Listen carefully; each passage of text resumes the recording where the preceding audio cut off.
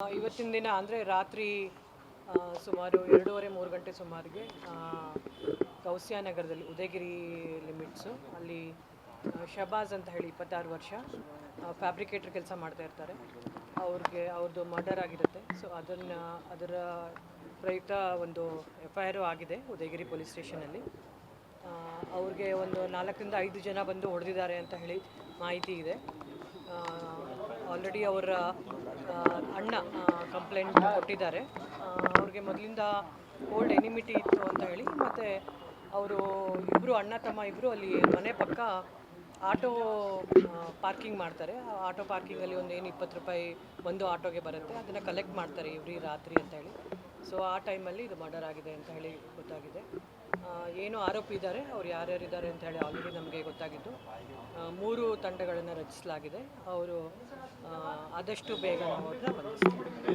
Madam, ಈಗ ಕೊಲೆ ಆದವನು ಈ ಮುಂಚೆ ಈಗ ಹಲ್ಲೆ ಮಾಡಿದ ಕಾರಣಕ್ಕಾಗಿ ಅವರು ರಿವೆಂಜ್ ತಗೊಂಡಿದ್ದಾರೆ ಅನ್ನೋ ಸುದ್ದಿ ಇದೆ. ನಿಜನೇ ಮೇಡಮ್?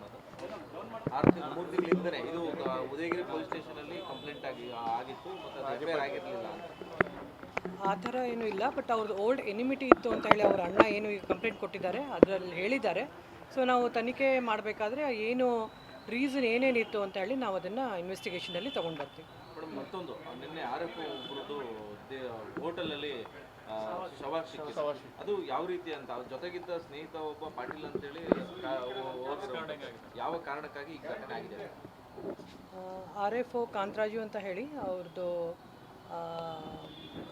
ಲಷ್ಕರ್ ಲಿಮಿಟ್ಸಲ್ಲಿ ಒಂದು ಲಾಡ್ಜ್ ಪಕ್ಕ ಅವ್ರದ್ದು ಬಿದ್ದಿರ್ತಾರೆ.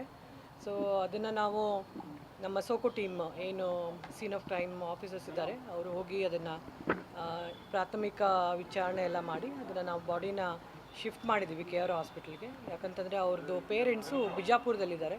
ಸೊ ಅವರು ಇವತ್ತು ಬಂದಿದ್ದಾರೆ. ಅವರು ಏನು ಕಂಪ್ಲೇಂಟ್ ಕೊಡ್ತಾರೆ ಅದ್ರ ಪ್ರಯುಕ್ತ ನಾವು ಕಂಪ್ಲೇಂಟನ್ನು ರಿಜಿಸ್ಟರ್ ಮೇಲ್ನೋಟಕ್ಕೆ ನಾವು ಹೇಳಕ್ಕೆ ಬರೋದಿಲ್ಲ. ಅದೇನು FSL ರಿಪೋರ್ಟ್ ಬರುತ್ತೆ, PM ರಿಪೋರ್ಟ್ ಬರುತ್ತೆ. ಈಗ ಇನ್ನೂ 1-2 ದಿನದಲ್ಲಿ PM ರಿಪೋರ್ಟ್ ಬರುತ್ತೆ. ಅದ್ರ ಪ್ರಕಾರ ನಾವು ಹೇಳ್ತೀವಿ. ಮತ್ತೆ